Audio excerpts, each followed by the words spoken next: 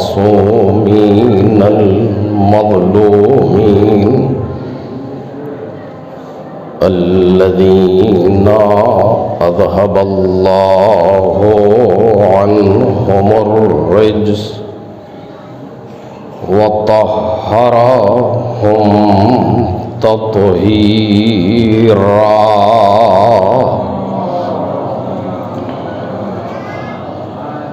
لا سيما ابن الزهراء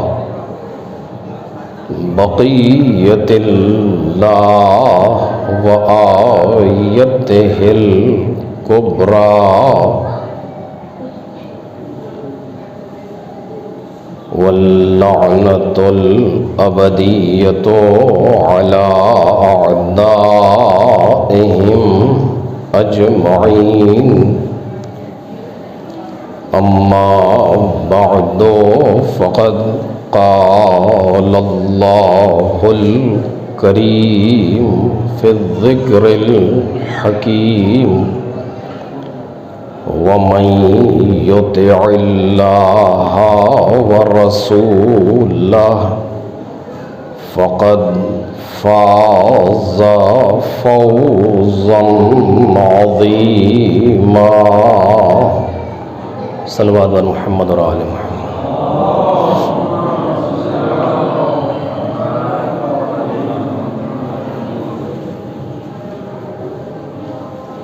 بزرگان محترم اور برادران ارجمند،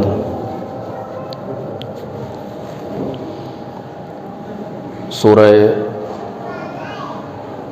مبارک احزاب کی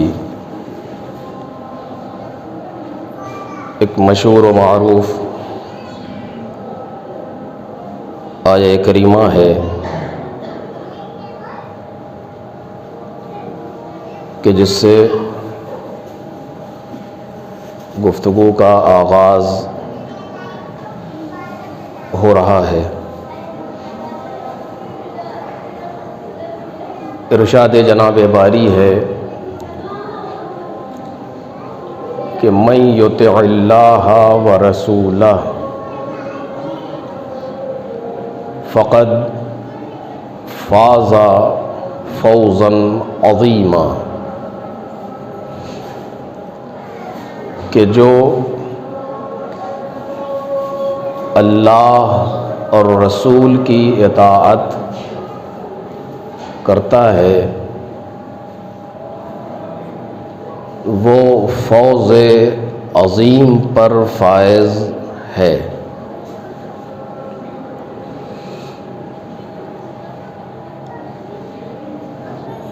یہ دنیا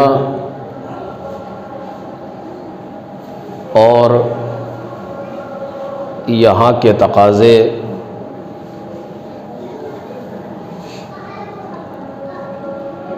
اور اس دنیا سے جانے کے بعد وہاں کے تقاضے آپس میں کچھ مختلف ہیں.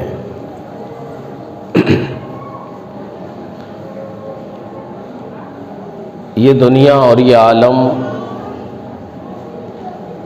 اعتباریات کی جگہ ہے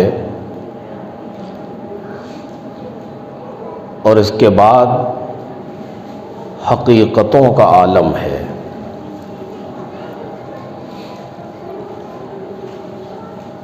اس دنیا میں ممکن ہے کہ حقیقت کچھ اور ہو اور اظہار کچھ اور ہو. حقیقت کچھ اور ہو، نظر کچھ اور آ رہا ہو. لیکن اس کے بعد جو عالم ہے وہ حقیقت ہی حقیقت کا عالم ہے. وہاں یہ ممکن نہیں ہے کہ حقیقت کچھ اور ہو، نظر کچھ اور آئے. اور ایسا واضح اور شفاف عالم ہے کہ جہاں پر انسان اگر کچھ چھپانا بھی چاہے تو نہیں چھپا سکتا۔ جس طریقے سے اس دنیا میں چھپایا جا سکتا ہے، اس عالم میں بالکل بھی کسی چیز کو مخفی نہیں کیا جا سکتا۔ آج آپ یہاں دیکھیں کہ بہت ممکن ہے کہ ہمارے دل میں کچھ ہو اور زبان پر کچھ ہو۔ اس میں کوئی مشکل مرحلہ نہیں ہے، اکثر آپ محسوس کرتے رہتے ہیں کہ دل میں انسان کے کچھ اور ہوتا ہے اور زبان پر کچھ اور جاری کرتا ہے۔ مختلف اسباب ہیں، اس کے مختلف علتیں ہیں جن کی وجہ سے ایسے امور رونما ہوتے ہیں اور ہم صبح سے شام تک دیکھ رہے ہوتے ہیں۔ لیکن اس عالم میں اس چیز کا امکان نہیں ہے کہ زبان پہ کچھ ہو اور دل میں کچھ اور ہو، نہیں، ممکن نہیں ہے۔ اور جس کو قرآن مجید نے ایک زبان دے کر کے، الفاظ دے کر کے یہاں پر سمجھا دیا کہ الیوم نختم علی افواہہم، آج ہم ان کے منہ پر مہر لگا دیں گے۔ یعنی یہ مہر کیسی ہے کہ آج وہ بول نہیں سکتے۔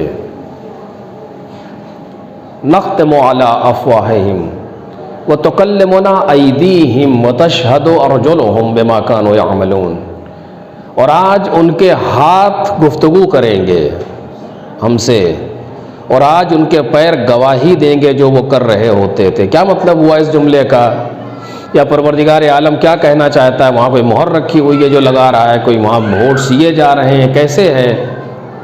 بیان کرنا ہے اس چیز کو کہ تم یہاں تو یہ کر سکتے ہو کہ دل میں کچھ ہو، زبان پر کچھ ہو، لیکن وہ عالم ایسا ہے جو حقیقت کا عالم ہے، وہاں پر چھپانا ممکن نہیں ہے۔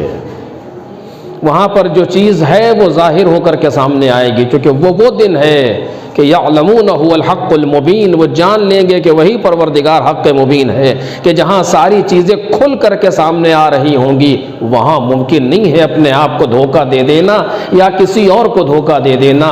ایسے عالم میں اگر اس مقدمے کو آپ نے سماعت کر لیا تو اس مقدمے کے ساتھ یہ عرض کروں کہ اس دنیا میں کامیابی اور ہوتی ہے، اس عالم میں کامیابی اور ہوتی ہے۔ صرف اسے عرض کرنا چاہ رہا تھا۔ گزشتہ ایک تقریر میں اسی مقام پر اس چیز کو تھوڑا سا بیان کیا گیا تھا، اسی سے آگے کچھ گفتگو آج کرنا چاہتا ہوں کہ یہ ممکن ہے کہ یہاں کی کامیابی کچھ اور ہو، وہاں کی کامیابی کچھ اور ہو۔ اس دنیا میں جب انسان اپنے آپ کو کامیاب سمجھتا ہے تو اس کے اصول اور اس کے لوازمات کچھ اور ہوتے ہیں، ان کے شرائط کچھ اور ہوتے ہیں، اور اس دنیا سے جانے کے بعد جو زندگی کامیاب کہی جا سکتی ہے اس کے شرائط کچھ اور ہوتے ہیں۔ یہ بالکل واضح ہے۔ یہاں پر جو چیزیں ہیں، جو جتنے بھی معیار آپ دیکھنا چاہیں اس دنیا میں کامیابی کے لیے، بہت سے معیار سامنے آتے ہیں کہ دولت کامیابی کا معیار ہے، طاقت کامیابی کا معیار ہے، شہرت کامیابی کا معیار ہے، خاندان کامیابی کا معیار ہے، علم کامیابی کا معیار ہے، اور کیا کامیابی کا معیار ہے، اور کیا اس طرح سے انسان ان چیزوں کو سوچتا ہے اپنے لیے اور اسی کے پیچھے لگ جاتا ہے۔ یہ ہے یا نہیں ہے؟ ہر انسان اس بات کو محسوس کرتا ہے، جو باتیں کہہ چکا ہوں دوبارہ نہیں کہوں گا۔ ہر انسان اس چیز کو محسوس کرتا ہے کہ ہاں اسے بالآخر اس دنیا میں ایک کامیاب زندگی گزارنا ہے۔ اس کو ہر انسان چاہتا ہے کہ اس دنیا میں ایک کامیاب زندگی گزار رہا ہو، اور اس کامیاب زندگی کے لیے اس کے لیے ضروری ہے کہ وہ جو معیار کامیابی ہیں ان کو تحصیل کرے، انہیں حاصل کرے اور اس کے پیچھے لگ جائے۔ اور ہم دیکھ رہے ہیں دنیا لگی ہوئی ہے، یہ یہاں کی کامیابی کا معیار ہے۔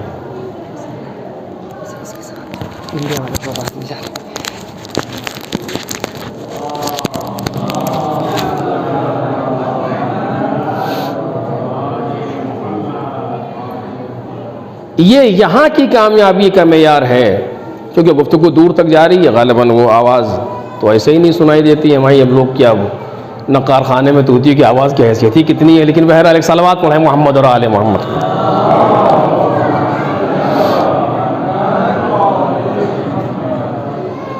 یہاں کی جو کامیابیاں ہیں، یہاں کی جو چیزیں ہیں، ان کا معیار کچھ اور ہے، وہ یہیں تک کے لیے معیار بن سکتا ہے۔ لوگ دولت و کامیابی کا معیار سمجھتے ہیں، طاقت و کامیابی کا معیار سمجھتے ہیں، شہرت و کامیابی کا معیار سمجھتے ہیں۔ یہ سارے وہ معیار ہیں کہ جو اس دنیا میں انسان کو کامیاب بنا دیتے ہیں، اور آپ آنکھ میں دھول نہیں جھونک سکتے، یہ نہیں کہہ سکتے کہ یہ انسان کامیاب نہیں، بالآخر کامیاب ہے۔ کامیابی ایک عرف کی چیز ہے، عرف پر مبنی ہے، اور ہمیں لوگ دیکھتے ہیں، ہمیں نظر آ رہا ہے کہ فلاں انسان کافی کامیاب زندگی گزار رہا ہے، اس کے پاس دنیا کی آرام و آسائش کی ساری چیزیں موجود ہیں، ایک زندگی کامیاب ہے۔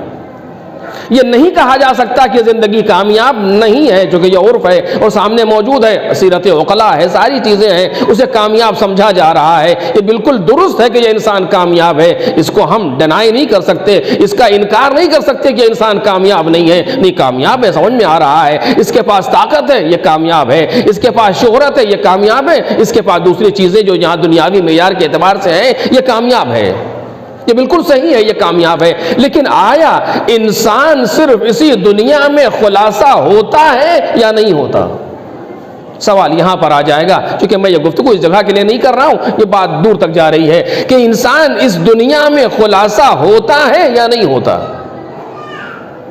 اگر انسان اس دنیا میں خلاصہ ہوتا ہے تو یہ سارے معیار جو کامیابی کے تھے درست ہیں، یہ سارے معیار جو کامیابی کے ہیں یہ درست ہیں۔ اگر انسان اس دنیا میں خلاصہ ہو جاتا ہے، اگر انسان کی ابتدا بھی یہی دنیا ہے اور انتہا بھی یہی دنیا ہے، اگر یہ مقولہ درست ہے تو یہ انسان کی کامیابی درست ہے، اس میں کوئی انکار نہیں کر سکتا۔ جو لوگ اس نظریے کے قائل ہیں کہ وما یہلکنا الا الدہر، یا ہماری زندگی کی ابتدا یہیں سے ہوئی ہے اور ہماری زندگی کا اختتام بھی یہیں ہو جائے گا، ان کے لیے یہ ساری چیزیں کامیابی کا معیار ہیں اور صحیح ہیں، جو کامیاب ہیں، اور زندگی ان کی کامیاب ہے۔ لیکن اگر کوئی یہ سوچ رہا ہے کہ اس دنیا کے بعد بھی کوئی جگہ ہے کہ جو ہمارے لیے ہے اور ہمیں وہاں رہنا ہے، تو اب کامیابی کا معیار کیا بن سکتا ہے؟ آیا یہ دولت جو ہم نے اکٹھا کر رکھی ہے، یہ طاقت جو ہمارے پاس آج موجود ہے، یہ شہرت جو ہمارے پاس آج موجود ہے، یا دوسرے تمام وہ چیزیں کہ جو کامیابی سے مربوط ہیں جو ہمارے پاس موجود ہیں، آیا یہ سارے معیار وہاں کام آنے والے ہیں یا نہیں ہیں؟ توجہ کریں، یہ سارے معیار وہاں پر کام آنے والے ہیں یا نہیں ہیں جو یہاں موجود ہیں؟ جو چیزیں ہم دیکھ رہے ہیں یہ ہمیں وہاں کامیاب کرائیں گی یا نہیں کرائیں گی؟ بالکل واضح سے گفتگو کر رہا ہوں آپ کے سامنے کہ یہ ممکن ہے کہ نہیں ہے کہ ہم اس کے ذریعے سے وہاں کامیاب ہو جائیں۔ اب یہاں پر دو نظریے سامنے آئیں گے، کچھ لوگ یہ کہتے نظر آئیں گے کہ نہیں، دولت اصلاً وہاں کام آنے والی نہیں ہے، طاقت بالکل وہاں کام آنے والی نہیں ہے، شہرت بالکل وہاں کام آنے والی نہیں ہے، ایسا کچھ نہیں ہے، یہ صرف دنیا کے لیے ہے اور بس۔ اور کچھ لوگ یہ کہتے ہوئے نظر آئیں گے کہ نہیں، ایسا نہیں ہے، دولت ہے جس کے ذریعے سے کامیاب ہوا جا سکتا ہے، طاقت ہے جس کے ذریعے سے کامیاب ہوا جا سکتا ہے، یہ وہاں کام آنے والی چیزیں ہیں، بالکل ہے، یہی کامیابی ہے اور یہی کامیابی ہے۔ میرے عزیزو، حقیقت کیا ہے اس پر ہمیں بحث کرنا ہے۔ اگر انسان یہاں کے بعد ہے، توجہ کریں، اگر انسان یہاں کے بعد ہے تو معیار کچھ اور ہوگا، اور اگر انسان یہیں پر ختم ہو رہا ہے تو معیار کچھ اور ہے۔ چونکہ مجلس ایک طرح سے ایصال ثواب کی بھی ہے، لہذا دو تین باتیں جلدی گزارش کر رہا ہوں۔ ہمارے اردو ادب نے بہت اچھی لفظ رکھی ہے یہاں سے وہاں جانے کے لیے، جس کو اردو میں انتقال کہا جاتا ہے۔ ہمارے یہاں بر صغیر کی زبان میں اردو میں انتقال کہتے ہیں، موت کو انتقال سے تعبیر کرتے ہیں۔ انتقال کے معنی کیا ہے؟ منتقل ہو جانا۔ البتہ یہ اور بات ہے کہ منتقل اور انتقال میں زمین آسمان کا فرق محسوس ہوتا ہے، لیکن بات ایک ہی ہے۔ اگر آپ کسی سے کہیں کہ فلاں صاحب منتقل ہو گئے تو پوچھے گا کہاں گئے، اور کسی سے کہیے فلاں صاحب انتقال فرما گئے تو کہے گا انا للہ و انا الیہ راجعون، جبکہ دونوں میں کوئی فرق نہیں ہے معنی کے اعتبار سے۔ منتقل ہونا بھی انتقال کرنا ہے، انتقال کر جانا منتقل ہونا ہے، لیکن اردو کی نزاکت میں بالآخر ایک فرق محسوس ہوتا ہے۔ تو انتقال کا لفظ ہماری اردو نے دیا ہے اس چیز کو۔ انتقال کے معنی کیا ہے؟ کہیں سے کہیں منتقل ہو جانا۔ جب تک تین تصور نہ ہو انتقال وجود میں آ ہی نہیں سکتا۔ ایک منتقل من، ایک منتقل الیہ، اور ایک منتقل خود منتقل ہونے والا جو منتقل ہو رہا ہے۔ کہاں سے منتقل ہو رہا ہے، کہاں منتقل ہو رہا ہے، اور کون منتقل ہو رہا ہے؟ جب یہ تین تصور پیدا ہوں گے تو ایک انتقال وجود میں آئے گا. اب آپ نے پہچانا ہماری لفظ اردو کی لفظ نے ہی یہ بتا دیا کہ انسان اس دنیا میں ختم ہونے کا نام نہیں ہے بلکہ انسان اس دنیا سے منتقل ہونے کا نام ہے. ایک صلوات پڑھیں محمد اور آل محمد پر.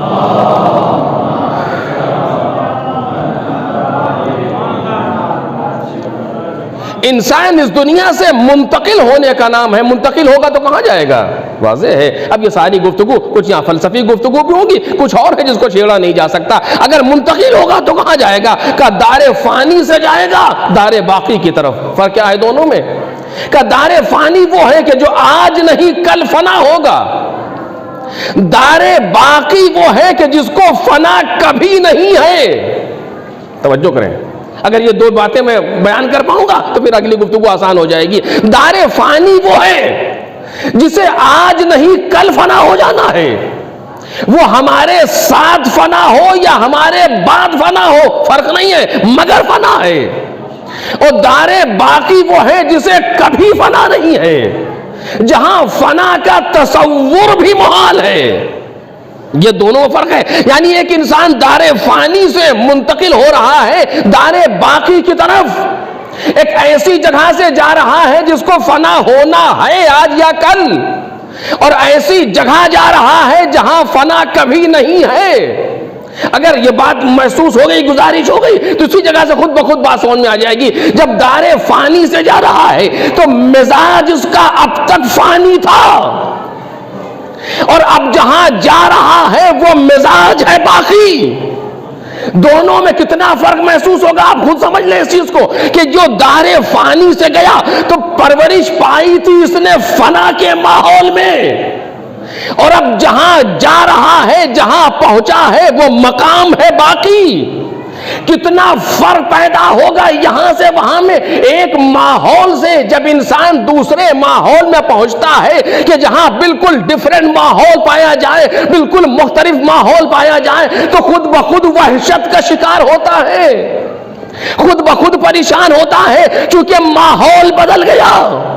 جب بدلے ہوئے ماحول سے کہیں پر آئے گا تو خود بخود الجھن کا شکار بھی ہوگا, بے چینی کا شکار بھی ہوگا. جس سے کچھ لوگ ہیں, آپ دیکھیے, اب میں ہندوستان کا رہنے والا, یہاں سے اگر میں انگلینڈ چلا جاؤں تو بالکل نیا ماحول, فرانس چلا جاؤں بالکل نیا ماحول, ایک عجیب سی الجھن پیدا ہوگی. نہ زبان کے جاننے والے, نہ کلچر کے جاننے والے, نہ اپنائیت محسوس ہو رہی ہے, نہ رنگ ایک طرح کے نظر آ رہا ہے, نہ نسل ایک طرح کی نظر آ رہی ہے, نہ زبان ایک طرح کی نظر آ رہی ہے. ایک وحشت سی ہے, ایک الجھن سی ہے, سب کے ہوتے ہوئے بھی اکیلے. توجہ کریں, سب کے ہوتے ہوئے بھی اکیلے. اور اگر ایسے میں کوئی ایک کہیں اپنا دکھ جائے تو کتنا سکون ملتا ہے. اس کو تو کوئی غریب الوطن ہی سمجھ سکتا ہے, لیکن اگر مجھ جیسا ہندوستانی کوئی اٹھ کر کے کراچی پہنچ جائے تو کوئی وحشت کا شکار نہیں ہوتا. اپنے ہی جیسے لوگ, اپنی ہی جیسی رنگ و نسل, اپنی ہی جیسی زبان, جو سب ایک طرح کا ماحول مل رہا ہے تو وحشت محسوس نہیں ہو رہی, سب اپنے جیسے نظر آئے. آپ نے محسوس کیا, یعنی اگر ایسے ماحول سے گیا جو مختلف تھا اور ایسے ماحول میں پہنچا جو مختلف ہے تو وہاں پر وحشت کا شکار ہوگا. لہذا ضروری تھا کہ یہاں کسی ایسے ماحول میں رہے. مجھے نہیں معلوم بات گزارش ہوئی کہ نہیں, یہاں کسی ایسے ماحول میں رہے کہ جب منتقل ہو تو وہاں وحشت محسوس نہ ہو, وہاں کچھ الگ سا محسوس نہ ہو, بلکہ ایسا لگے کہ ہم تو اسی ماحول سے رہ کر کے آ رہے ہیں. ایک صلوات پڑھیں محمد اور آل محمد.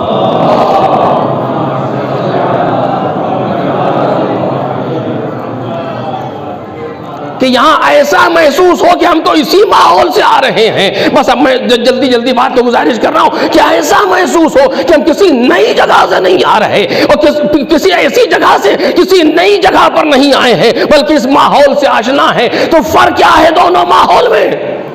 دونوں ماحول میں فرق یہ ہے کہ یہاں پر رہا تو فنا, وہاں گیا تو بقا.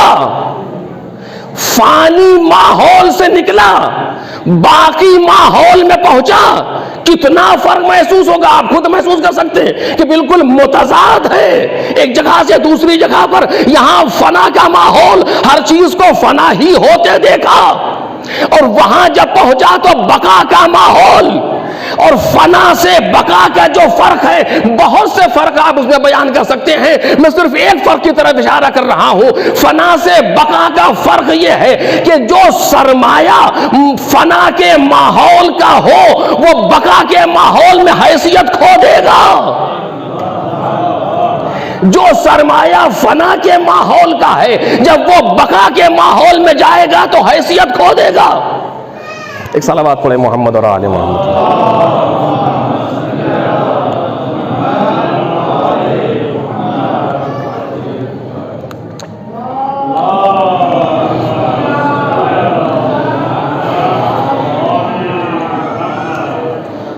جو سرمایہ فنا کے ماحول کا ہے جب یہ بقا کے ماحول میں جائے گا تو حیثیت کھو دے گا. کیسے؟ بقا یعنی جہاں فنا نہیں. جب جہاں فنا نہیں کا تصور پیدا ہوا اور فنا کا ماحول جہاں اختتام ہے تو کتنا ہی بڑا سرمایہ لے کر کے جائیں وہاں ختم ہو جائے گا، کیونکہ وہاں بقا ہے. کیسے کہوں آپ کے سامنے؟ میں آپ سے کہوں میں 10 دن کے لیے دبئی جا رہا ہوں، آپ مجھے بتائیے کتنا پیسے یہاں سے لے کر کے جائیں؟ آپ کیلکولیٹ کریں گے اتنا کھانے کا ہوا، اتنا ہوٹل کا ہوا، اتنا کرایہ کا ہوا، اتنا یہ اتنا وہ، اتنا کام آ جائے گا. آپ بتا دیں گے کہ ہاں اتنا لے کے چلے جائیے وہاں کافی ہے. لیکن میں آپ سے کہوں کہ میں ہمیشہ کے لیے دبئی جا رہا ہوں، کہ آپ کا ہمیشہ کتنا ہے؟ کہ ہمیشہ انفینائٹی کتنا سرمایہ لے کر کے جاؤں؟ آپ کتنا بتائیں گے؟ کیا بتا ہی نہیں سکتے. اس لیے کہ جو بھی ہم جتنا بتائیں گے وہ کم پڑ جائے گا انفینائٹی کے سامنے. جب آپ کتنا اور جتنا اور اس طرح کے الفاظ لے کر کے آئیں گے اور لے جائیں گے انفینائٹی میں تو حیثیت کھو دیں گے. میتھمیٹک کا قانون بھی ہے، میں تو جانتا نہیں ہوں لیکن مجھے بیان کیا گیا ہے کتنی ہی بڑی عدد لکھ دیجئے انفینائٹی کے سامنے آئے گی تو زیرو ہو جائے گی. کیونکہ عدد جب محدود ہوگا تو لا محدود کے سامنے حیثیت کھو دے گا. ایک بندہ اٹھا فنا کے ماحول سے پہنچا بقا کے ماحول میں، سب سے بڑی وحشت یہ ہے کہ جو لائے تھے سب ختم ہونے پر آئے. جتنا لے کر کے آئے ہیں سب ختم ہو رہا ہے، کیونکہ فنا کے ماحول سے آئے ہیں اور فنا ہی کے عادی تھے. ابھی تک یہی گن رہے تھے، اتنی شب قدر گزری 102 اتنی پڑھ لی اور اتنا یہ کر لیا، اتنے روزے رکھ لیے، بزنس کا ذہن اتنا یہ کر لیا، اتنی زیارتیں کر لی. آپ دیکھیے لوگ کہتے ہوئے نظر آتے ہیں الحمدللہ ہم نے اتنے مرتبہ حج کر لیا، الحمدللہ ہم نے اتنا عمرہ کر لیا، الحمدللہ ہم نے اتنی زیارتیں کر لی. ارے جتنی بھی آپ نے کی ہے تو محدود. توجہ کریں، جتنی بھی زیارتیں آپ نے کی 17 زیارتوں پر گئے لیکن ہے تو محدود. آپ نے اتنے حج کر لیا مگر ہے تو محدود. آپ نے اتنے عمرے کر لیا مگر ہے تو محدود. یہ سارا فنا کا سرمایہ ہے. عالم باقی میں اس کی حیثیت کتنی ہے؟ توجہ کریں، عالم باقی میں کتنا ہے؟ جیسے ہی بندہ وہاں پہنچا یا پہنچنے کے پہلے وہاں کے آثار کو دیکھا تو فوراً محسوس کرتا میرے پاس کچھ نہیں ہے. توجہ کریں، میرے پاس کچھ نہیں ہے، خالی ہاتھ ہو گیا. کیوں؟ اس لیے کہ فنا کے ماحول سے بقا کی طرف چلا.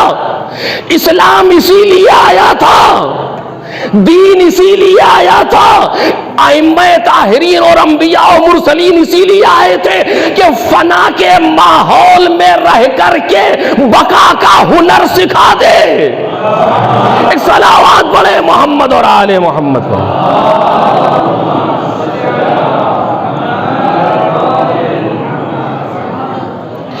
فنا کے ماحول میں رہ کر کے بقا کا ہنر سکھا دے. اور یقین کریں آپ، میں آپ سے سچ کہہ رہا ہوں، اگر کسی کو یہ ہنر نہیں آیا تو جو چاہے کما لے گھاٹے میں آئے. تو آپ سوچیں گے یہ ہنر کیا ہے؟ کہ اپنے فانی سرمایہ کو باقی میں تبدیل کر لے. اگر کسی کو یہ ہنر آتا ہے تو فائدے میں ہے، اگر نہیں آتا تو خسارہ ہے. چونکہ اگر آپ نے عدد کو گننا شروع کیا تو عدد جب محدود ہوگی کہیں تو رکے گی جا کر کے، جب محدود ہوگی تو لامحدود کے مقابلے میں کھو دے گی اپنے آپ کو، اور جہاں اس نے اپنے آپ کو کھویا وہاں آپ نے اپنے آپ کو خالی ہاتھ پایا۔ اس کھونے کے درمیان اور اس پانے کے درمیان زندگی اتنی عجیرن بن جاتی ہے کہ انسان کبھی جانا نہیں چاہتا۔ ایک صلوات پڑھے نا محمد اور آل محمد۔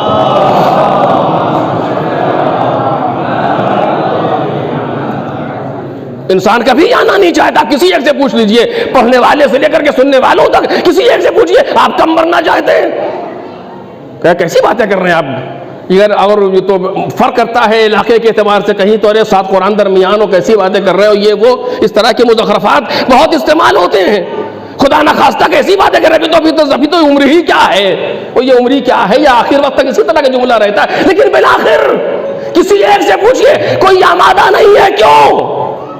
اس لیے کہ ابھی فنا میں اتنا زیادہ گھل چکے ہیں کہ اس باقی ماحول کا تصور بھی نہیں پیدا ہوا۔ میں نہیں کہہ رہا ہوں، جناب امام حسن سلام اللہ علیہ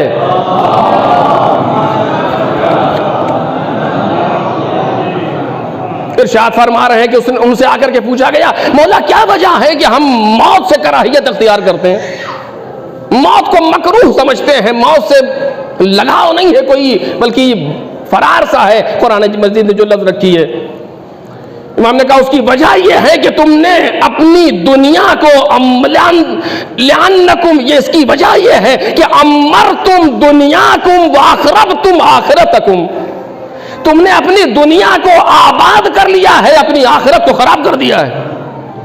اب وہ لفظ میں بدل ہو چکے، امام نے ایک الفاظ میں گفتگو کی ہے، تم نے اپنے فانی ماحول کو خوب آباد کیا، باقی سے غافل ہو۔ تو جب یہ ماحول ہو جائے گا تو جیسے ہی تصور پیدا ہوگا ادھر جانے کا، فوراً انسان خالی ہاتھ محسوس کرے گا اور وحشت زدہ ہو جائے گا۔ لیکن اگر کسی کو یہ ہنر آ جائے کہ فنا میں رہ کر کے بقا کے خواب دیکھے، فنا میں رہ کر کے عالم فانی میں رہ کر کے عالم باقی کی سیر کر رہا ہو، اگر کسی کو یہ ہنر آ جائے تو پھر وہ کبھی بھی پریشان نہیں ہوگا، وہ کبھی بھی خالی ہاتھ محسوس نہیں کرے گا۔ آپ نے محسوس کیا جو میں عرض کر رہا ہوں، وہ کبھی بھی خالی ہاتھ محسوس نہیں کرے گا۔ کیوں؟ اس لیے کہ وہ بقا کا ہنر رکھتا تھا، وہ اپنے اعمال کو عدد پہ نہیں گن رہا تھا۔ ہم نے اتنے حج کر لیے کی بات نہیں تھی، ایک کیا ہوتا مگر ڈھنگ سے کیا ہوتا۔ ایک صلوات پڑھے نا محمد اور آل محمد۔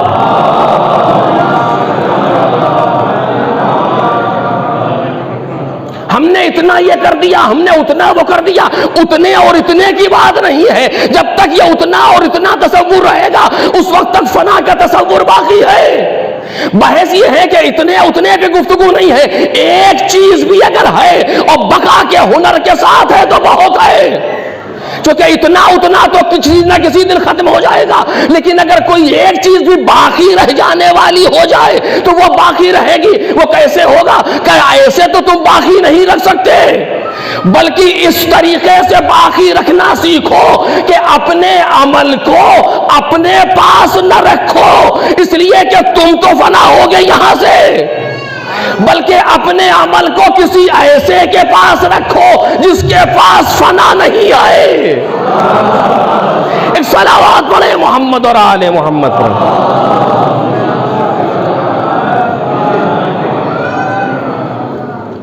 اپنے عمل کو کسی ایسے کے پاس رکھو جس کے پاس فنا نہ ہو، تب تمہارا عمل باقی رہے گا۔ اور اب یہ یہاں پر بہت سی کچھ تفصیلی چیزیں ہیں، لیکن بہرحال ظاہر سی بات ہے گزارش نہیں کر سکتا ہوں، صرف ایک انڈیکس کا آپ کے سامنے پڑھ کر کے آگے بڑھ رہا ہوں۔ اپنے عمل کو، اور یہ سب کے لیے ہے، یہ سمجھیے گا میں کسی اور کے لیے کہہ رہا ہوں، میں اپنے لیے گفتگو کر رہا ہوں آپ کے سامنے۔ اپنے عمل کو اپنے لیے اپنے پاس نہ رکھو، بلکہ اس عمل کو کسی ایسے کے پاس رکھو جو باقی ہو، جس کا فنا سے کوئی تعلق نہ ہو، تب تو باقی رہے گا۔ میرے عزیزو خطابت نہیں ہے. اگر تمہارا کتنا ہی عمل صحیح، لاکھوں میں صحیح، ہزاروں میں صحیح، بحث اس کی نہیں ہے، لیکن اگر تم نے اسے اپنے پاس رکھا تو مٹ جائے گا. یہ میں نہیں کہہ رہا ہوں، میرے کہنے سے نہ مانیے، قرآن کی بات تو مانیں گے. ما عندکم ینفد، جو تمہارے پاس ہے سب کو مٹ جانا ہے. قارون سے زیادہ خزانہ تو ہم جمع نہیں کر سکتے.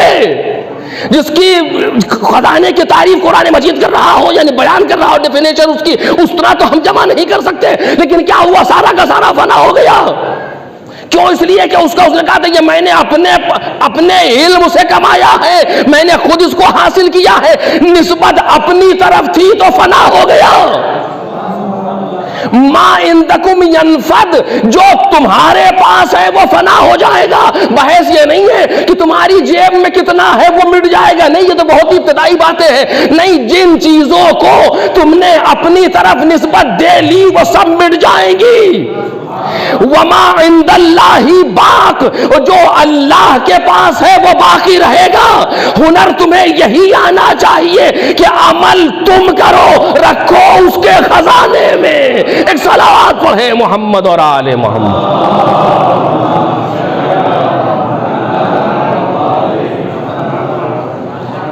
ہنر تمہیں یہی آنا چاہیے کہ تم عمل خود کرو. اگر مناسب سمجھے تو آپ لوگ تھوڑا سا آگے تشریف لے آئیں.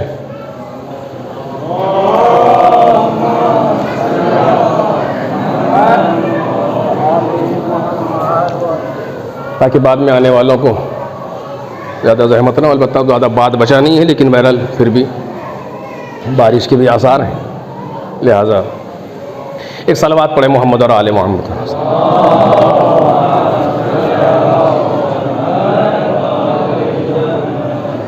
ما عندکم ینفد وما عند اللہ باق، جو تمہارے پاس ہے سب فنا ہو جائے گا. پاس سے مراد تمہاری جیب میں ہونا، بینک میں ہونا، یہ مطلب نہیں ہے. اگر آپ دقیق اس کو دیکھیں تو صرف پاس سے میں عندکم سے مراد یہ نہیں ہے کہ جو تمہارے پاس تمہاری جیب میں، تمہارے بینک میں، تمہارے گھر میں، جو تم نے لوگوں کو نہیں دیا بچا کے رکھ لیا، نہیں. بلکہ اور اگر بمعنی عام اس کو لے جا کر کے دیکھا جائے، جس کی نسبت تم نے اپنے آپ سے دی ہے. کتنے ایسے احمق ہیں جو الہی کاموں کو بھی اپنے لیے کرتے ہیں. میں اس پر گفتگو کر رہا ہوں. وہ جو ہم نے بچا کے رکھ لیا، احتکار کر لیا، وہ تو سب کی سمجھ میں آ رہا ہے، اس پر گفتگو نہیں کر رہا ہوں. ایک طالب علم کی حیثیت سے اس کو ذرا سا اور عمومی کرنا چاہ رہا ہوں. کتنے ایسے احمق ہیں کہ جو الہی کاموں کو بھی جو باقی رہ سکتے تھے ان کو بھی فانی بنا دیتے ہیں اپنی طرف نسبت دے کر کے.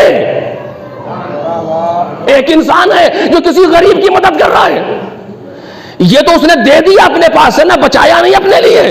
کسی کی بچی کی شادی کروا دی، مثلا کسی بچے کی فیس دے کر کے اس کو پڑھوا دیا، کسی کو کچھ کر دیا. یہ تو سارا وہ کام ہے کہ وہ دے رہا ہے، اپنے پاس تو نہیں رکھ رہا. بحث یہ نہیں ہے کہ جو تم نے دے دیا بس بچ گیا، نہیں. بحث یہ ہے جو تم نے دیا ہے وہ بھی عندکم کا مصداق ہے یا عند اللہ کا مصداق ہے.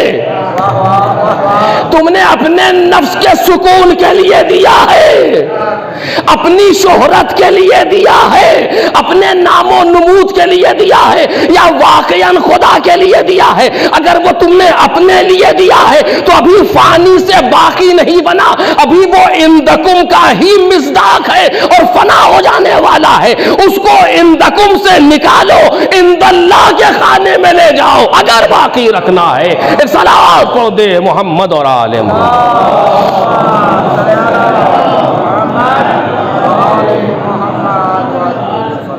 اور یہ ایسا ایک معیار عام آپ کے سامنے بیان کر رہا ہوں جس میں فرق نہیں پڑتا کوئی عام انسان ہو، کوئی پڑھا لکھا انسان ہو، کوئی طالب علم ہو، کوئی امامہ بیسار ہو، فرق نہیں پڑتا. یہ قانون ہر ایک کے لیے موجود ہے. ما عندکم ینفد وما عند اللہ باق. اگر ہم حوزے میں رہ کر کے تعلیم بھی حاصل کر رہے ہیں تو یہ تعلیم بھی یا عندکم کا مصداق بنے گی یا عند اللہ کا مصداق بنے گی.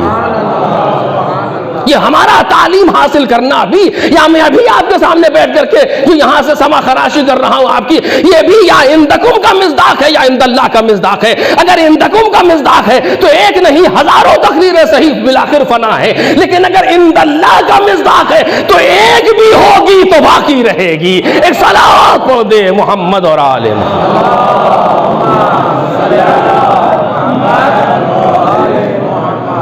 بس میں بات کو اپنی آخری منزل پر بات کو تمام کر رہا ہوں۔ کیا کریں؟ آپ نے پہچانا کہ کتنا فرق پیدا ہو رہا ہے اس عالم میں اور اس عالم میں جہاں سے میں نے گفتگو شروع کی تھی۔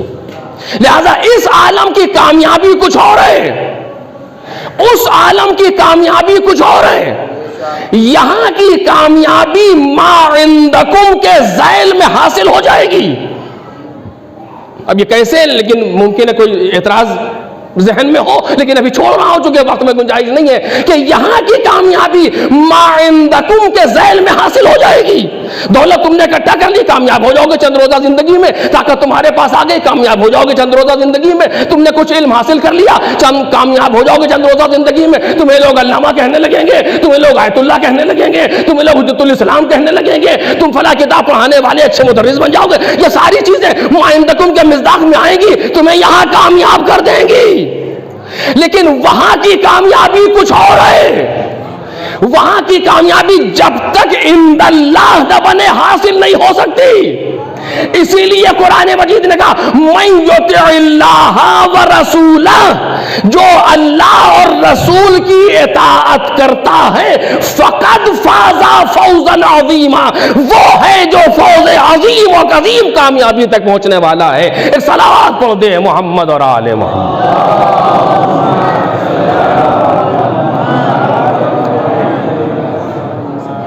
بس عزیزوں، اور یہ وہ کامیابی ہے، توجہ کیجئے بس آخری فقرہ، یہ وہ کامیابی ہے کہ جب بندہ اس راہ پر قدم رکھتا ہے تو اس کی نظر اتنی عمیق ہوتی ہے کہ دنیا کی کسی چیز پر ٹھہرتی ہی نہیں۔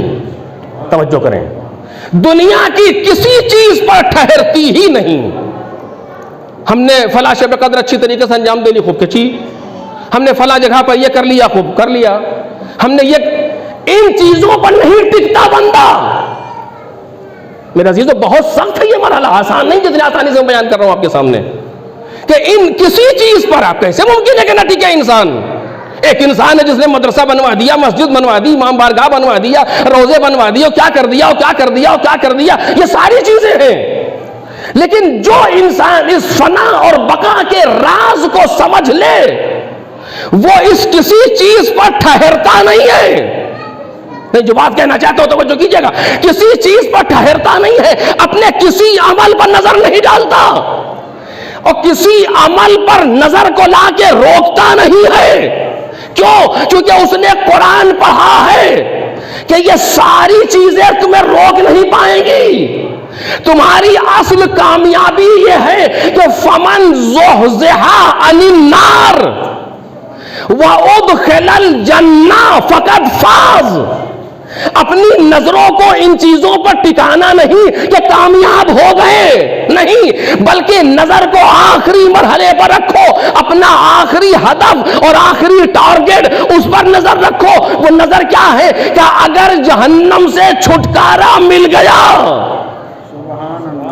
جنت میں داخل ہو گئے تو کامیاب ہو۔ آپ نے پہچانا کتنی عمیق ہے نظر۔ جنت میں داخل ہونا اور جہنم سے چھٹکارا پانا، اس کا مطلب یہ ہے کہ جو کامیابی حقیقی چاہتا ہے وہ دنیا کی کسی چیز پر نظر کو ٹھہراتا نہیں ہے، بلکہ عبور کر کے جا کے بہشت یا جہنم پر ٹھہرتا ہے۔ ایک صلوات پڑھیں محمد اور آل محمد۔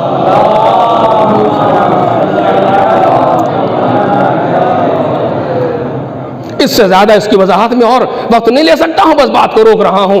اصل کامیابی اور نتیجہ کہاں نکلے گا کہ فمن زحزح عن النار وادخل الجنہ فقد فاز، کہ جو جہنم سے چھٹکارا پا لے اور جنت میں داخل ہو جائے وہ کامیاب ہے۔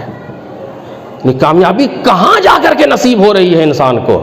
اب یہ کیوں ہے اس پر بہت ہی لطیف گفتگو ہے، لیکن بہرحال ابھی موقع نہیں ہے کہ اس مقام پر جا کر کے کامیابی حاصل ہو رہی ہے. اور میں نے اس سے پہلے تقریر میں یہ بات کہی تھی، دوبارہ آپ کے سامنے عرض کر رہا ہوں. اب محسوس کریں اس چیز کو کہ بندہ اس دنیا سے چلا، فنا سے بقا کے ہنر کو سیکھا، جا کے بہشت پر ٹھہرا، یہ ہے کامیاب. خوب، یہ ایک مرحلہ ہے. اس سے آگے وہ انسان ہوگا کہ جو خود تو کامیاب ہو ہی کسی دوسرے کو بھی کامیاب کر دے، لے کر کے چلے، خود بھی جنت میں جائے اور دوسرے کو بھی لے جائے. یہ بھی ایک ہنر ہے اسی دنیا میں رہ کر کے سیکھنے کا. اس پر میں گفتگو نہیں کر پاؤں گا چونکہ بڑی اہم گفتگو ہے، بس میں ایک اشارہ کر کے، چونکہ ایک حق ہے لہذا کہ اشارہ کر کے باتوں ختم کر رہا ہوں کہ یہ ایک ہنر ہے جو ہمیں اور آپ کو یہی سیکھنا چاہیے کہ یہ کیسے ممکن ہے کہ ہم جنت سے چھٹکارا پالیں کہ ہیچ، ہم جنت میں داخل ہو جائیں کہ ہیچ، بلکہ کتنوں کو جہنم سے بچا لیں، کتنوں کو جنت تک لے جائیں، پہنچا دیں. یہ ہنر بھی اسی دنیا میں سیکھنا ہوگا. اور میں اب یہاں پر کہہ سکتا ہوں کہ وہ افراد جو یہاں موجود ہیں کم از کم ان میں یہ ہنر آنا چاہیے. اگر یہاں رہ کر کے یہ ہنر نہ سیکھا تو فائدہ کیا ہوا کہ کم از کم یہاں رہنے والے جو ہیں یا اس طرح کے دوسرے مقامات پر رہنے والے، وہاں تو یہ ہنر آنا چاہیے. اسی ہنر کو سیکھنے تو یہاں آئے ہیں. اب میں عرض کر رہا ہوں کہ بہت سی چیزیں یہاں پر چھوڑ رہا ہوں. اسی ہنر کو سیکھنے تو آئے ہیں. کیوں؟ اس لیے کسی باہنر کی درگاہ میں ہے، کسی باہنر کے دربار میں ہے جس کے پاس یہ ہنر موجود تھا کہ جو خود تو کہیں کہاں ہے پتہ نہیں، لیکن دوسروں کو بھی لے جائے، جہنم سے بچا بھی دے، جنت میں داخل بھی کرا دے. یہ ہنر یہاں سیکھو، چونکہ ایک ایسے ہی باہنر کے دربار میں بیٹھے ہیں. خطابت نہ سمجھیے گا، امام صادق کی سند ہے علیہ الصلوۃ والسلام، جناب امام صادق علیہ الصلوۃ والسلام کی سند ہے کہ تدخلوا بشفاعتها شیعتنا الجنہ باجمعہم، کہ اس ایک خاتون کی شفاعت سے ہمارے سارے شیعہ جنت میں جا سکتے ہیں. ایک صلوات پڑھ دے محمد اور آل محمد.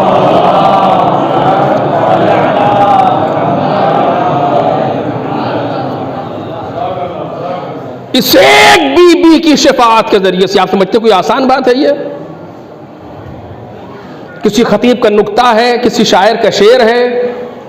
نہیں، یہ امام صادق سلام اللہ علیہ کی زبان ہے جو حقیقت پر مبنی ہے کہ اس ایک بی بی کی جس کی عمر 28 سال، اس ایک بی بی کی شفاعت کے ذریعے سے شیعتنا، بعض جگہوں پر شیعتی، بعض جگہوں پر شیعتنا، تدخلوا بشفاعتها شیعتنا الجنہ باجمعہم، ہم اہل بیت کے سارے شیعہ جنت میں جا سکتے ہیں اس ایک بی بی کی شفاعت سے. اہل بیت کہاں ہیں اسے چھوڑیے، 28 سال کی عمر میں یہ ہنر سیکھ لیا فنا کو بقا میں تبدیل کرنے کا، کہ خود تو اپنے آپ کو تبدیل کیا تو الگ مسئلہ، لیکن یہ ہنر آ گیا کہ جو ان کے سائے میں آ جائے، جو اپنے آپ کو ان سے وصل کر دے، اس کو وہ ہنر دے دے کہ فنا سے بقا میں تبدیل ہو جائے. ایک صلوات پڑھ دے محمد اور آل محمد.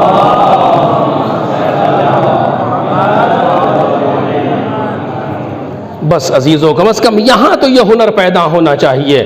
میں اپنے آپ سے کہہ رہا ہوں کہ مجھ جیسے لوگوں کے اندر آنا چاہیے، لیکن حیف کہ نہیں سیکھ سکے. نہیں آ سکا، کیوں؟ اس لیے کہ وہ تقاضے پورے نہیں کر سکے کہ جو یہاں پورے کرنے تھے، وہ شرطیں نہیں پوری کر پائے جو یہاں کے لیے ضروری تھیں، وہ شرطیں نہیں پوری کر پائے کہ جو یہاں ضروری تھی. لیکن اس دربار میں ایسے ایسے پلے ہیں اور ایسے ایسے پروان چڑھے ہیں جن میں یہ ہنر پیدا ہو گیا. ایک طالب علم تھا جس کو یہ شک تھا کہ یہ حدیث کیسے ممکن ہے کہ ایک 28 سال کی خاتون اس کی شفاعت سے سارے شیعہ. ایک عالم دین مرزا قمی نے خواب میں آ کر کہا کیسی باتیں سوچتے ہو, تمام اہل قم کی شفاعت تو ہمارے ذمہ ہے, تم ان کے لیے شک کر رہے ہو؟ تمام اہل قم کی من الاولین الی آخرین اہل قم کی شفاعت ہمارے ذمہ ہے. کیا ہوا؟ یعنی خود بھی فنا کو بقا میں تبدیل کرنے کا ہنر رکھتی بھی ہے, بات بھی رہی ہے. فاعل کی فاعلیت تمام ہے, قابل میں قابلیت درکار ہے. ایک صلوات پڑھ دے محمد اور آل محمد.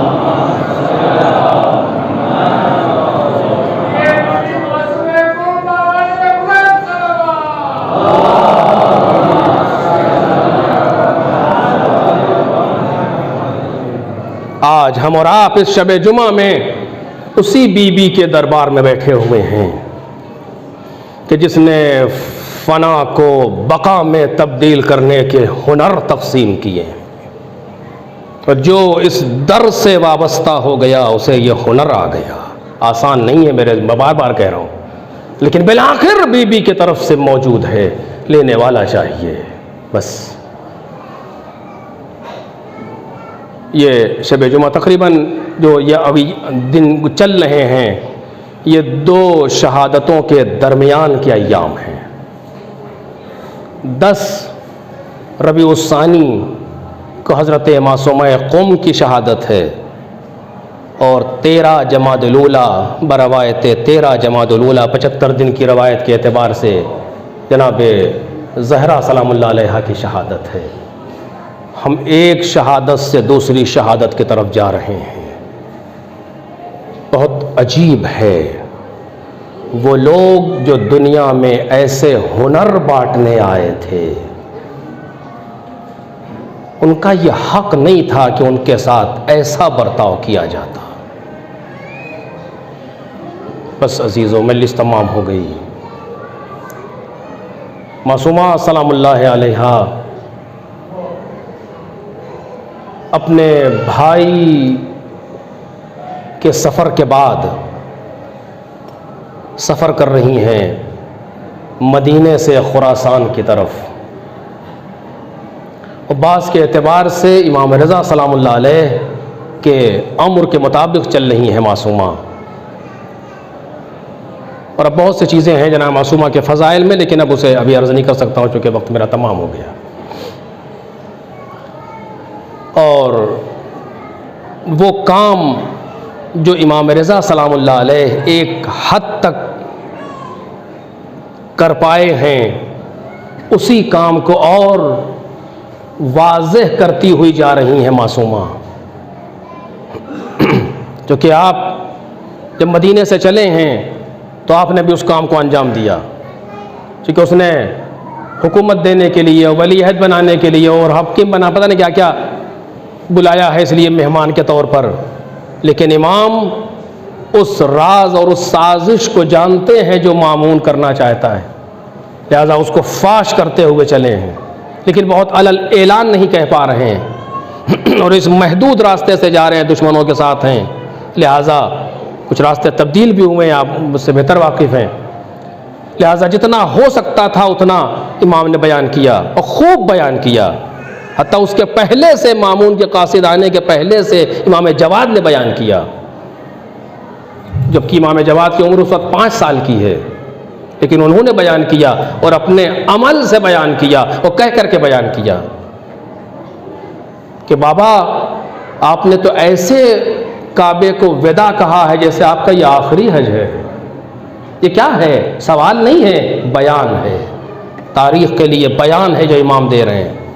یا خود امام رضا سلام اللہ علیہ بلا رہے ہیں ہم پر گریہ کرو, کہ جب کوئی مسافر جاتا ہے تو اس کے لیے گریہ مناسب نہیں ہوتا, کہا کہ اس مسافر کے لیے جس کو آنے کی امید ہو, واپسی کی امید ہو, میں وہ مسافر ہوں جو واپس نہیں آؤں گا. اور اس طرح کے بہت سے اشارات ہیں جو امام کرتے ہوئے چلے ہیں. اسی کام کو اور آگے بڑھانے کے لیے جناب معصومہ کا سفر ہے.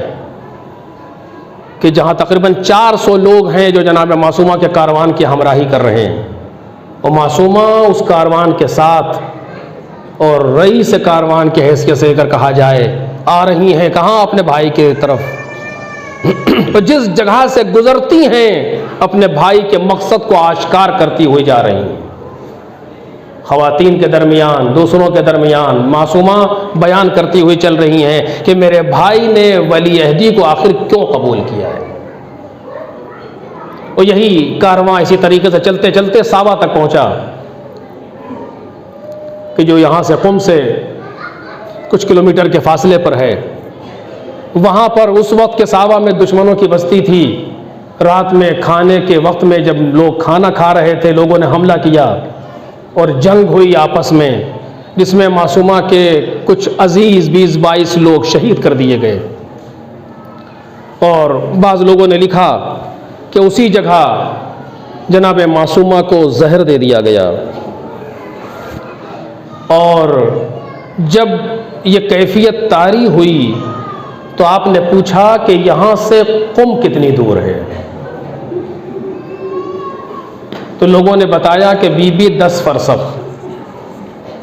تو کہا کہ مجھے یہاں سے قم لے چلو. آپ سوچیں عزیزوں، معصومہ نے قم آنے کے لیے کیوں کہا ہے؟ کیا معصومہ کے جاننے والے قم میں موجود ہیں؟ کیا معصومہ پہلے کبھی قم آئی ہیں؟ کیا معصومہ کے بابا کبھی قم میں رہے ہیں؟ نہیں، کوئی کبھی نہیں. ان میں سے سارے گزینے غلط. پھر کیا کہ قم اہل بیت کے چاہنے والوں کا شہر ہے. صرف یہ کہ اہل بیت کے چاہنے والوں کا شہر ہے قم. اتنا سن کر کے جب مصیبت کا وقت آیا تو چاہنے والے یاد آئے. جب مصیبت سخت ہو جاتی ہے نا تو چاہنے والے یاد آتے ہیں. مجھے نہیں معلوم کیا وجہ ہے، شاید ایسا ہی کوئی موقع رہا ہو کہ جب کہنے والے نے کہا لیتکم فی یوم عاشوراء جمیعا، لیتکم فی یوم عاشوراء جمیعا تنظرونی کیف استسقی لطفلی فابوا ان یرحمونی. کاش تم کربلا میں ہوتے تو دیکھتے کہ میں اپنے بچے کے لیے کیسے پانی مانگ رہا تھا. یاد کیا، چاہنے والوں کو یاد کیا. جب قید شام سے چھٹ کے وطن جانا تو میرے چاہنے والوں کو میرا سلام کہ بلغ شیعتی عنی السلام، ہمارے شیعوں کو ہمارا سلام کہنا. دیکھ رہے چاہنے والے یاد آ رہے ہیں. معصومہ نے کہا یہاں سے قم، ہمیں قم لے چلو. ادھر قم والوں کو اطلاع ملی کہ امام رضا کی بہن آ رہی تھی. ساوا میں ان کے ساتھ یہ حادثہ ہو گیا. موسیٰ بن خزرج جو رئیس قبیلہ ہیں وہ یہاں سے نکلے ایک اہتمام کے ساتھ معصومہ کے کاروان کے استقبال کے لیے گئے کہ جہاں سے کاروان مل جائے وہاں سے لے کر کے آئیں. قوم والوں نے سوچا اتنے بھائیوں کا داغ لے کر کے بہن آ رہی ہے، تسلیت کا کوئی انتظام کرنا چاہیے، تعزیت کا کوئی انتظام کرنا چاہیے تاکہ کچھ تو غم منتمل ہو جائے. جس راستے سے معصومہ کو لانا تھا پورا راستہ سیاہ کیا گیا. کالے پرچم لگائے گئے، کالے پردے لگائے گئے. استقبال کرنے والوں نے کالے کپڑے پہنے ہوں گے تاکہ معصومہ جب دیکھیں گی کہ اتنے لوگ ہمارے غم میں شریک ہیں تو غم منتمل ہو جائے گا. جب کاروان سے ملاقات ہوئی موسیٰ بن خزرج نے خود میں ہار پکڑی، لے کر کے چلے. بڑا احترام، بڑا اہتمام، بڑی عزت، بڑا احتشام سب لے کر کے چلے. لوگ ساتھ ساتھ چل رہے ہیں. معصومہ تسلیت تسلیت اس طریقے سے لایا گیا معصومہ کو قم میں بیت النور جو آج بیت النور کے نام سے ہے وہاں جگہ دی گئی. لیکن یہ بی بی 16 یا 17 دن سے زیادہ زندہ نہ رہ سکی چونکہ غموں کا ایک پہاڑ ہے سینے پر، دل پر ایک جم غفیر ہے غموں کا، اندوہ کا. 16 یا 17 دن سے زیادہ زندہ نہ رہ سکی. اس کے بعد دنیا سے سفر کر گئی. قم ماتم کدا بن گیا. چاروں طرف سے آوازیں آنے لگی واہ معصومہ، واہ امامہ کے نعرے بلند ہونے لگے. لوگ جوک در جوک ایک امام کی بہن دنیا سے گزر گئی، امام کی بیٹی دنیا سے گزر گئی، تشیع جنازہ ہونا ہے، بیت النور کے باہر مجمع لگا ہے، غسل دیا گیا، کفن پہنایا گیا، جنازے کو اٹھایا گیا، کتنے اہتمام سے جنازہ اٹھا، کتنے اچھے انداز سے جنازہ اٹھا۔ اے معصومہ، آپ غریب الوطن نہیں ہیں، اس لیے کہ وطن سے دور ہونے کے باوجود اللہ کتنے احترام سے جنازہ اٹھ رہا ہے۔ ارے غریب الوطن تو وہ بی بی ہے جس کو یہ کہنا پڑا کہ میرا جنازہ رات کی تاریکی میں ہوگا۔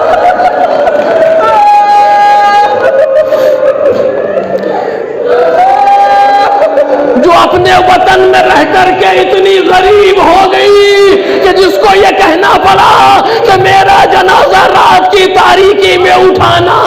ارے کون سا خطرہ تھا مجھے نہیں معلوم، کون سی چیز تھی مجھے نہیں معلوم، لیکن سیدہ نے یہ وصیت کی۔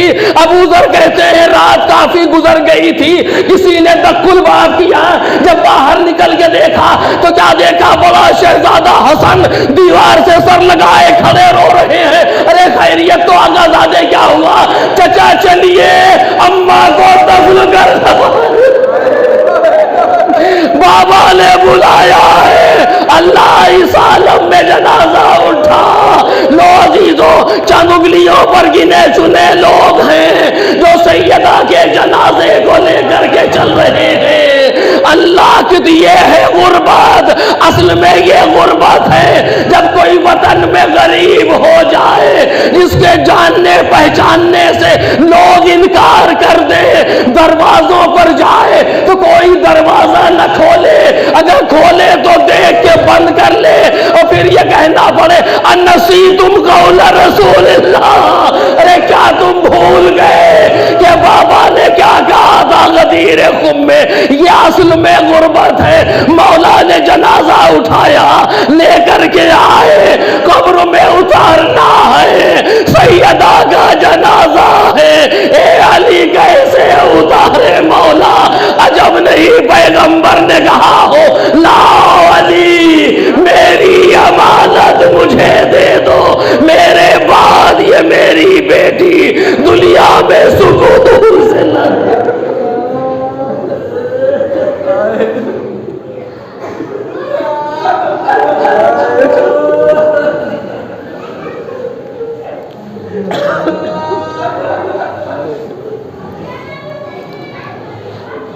سيعلم الذين ظلموا أي منقلب ينقلبون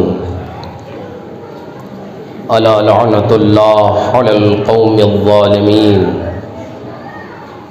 إنا لله وإنا إليه راجعون إلهي رضا بقضائك وتسليما لأمرك لا معبود سواك يا غياث المستغيثين يا راحم المساكين يا غافر المذنبين يا ملجأ العاصين يا ارحم الراحمين۔ حضرات، ایک مرتبہ سورہ الحمد اور 3 بار سورہ اخلاص کی تلاوت فرما کر بالعموم تمام محمد اور آل محمد کے چاہنے والے جو دنیا سے گزر گئے ہیں، اور بالخصوص جن مرحومین کے ایصال ثواب کے لیے آج کی اس مجلس کا انعقاد ہے، اس میں مولانا ذوالفقار حیدر صاحب قبلہ کی جمع سال بیٹی اور دیگر لوگ جو بانیان ہیں اس مجلس میں، ان کے مرحومین کے لیے اور بالاخص مدافعان حرم زینبی کے شہداء کے لیے ایصال فرمائیں۔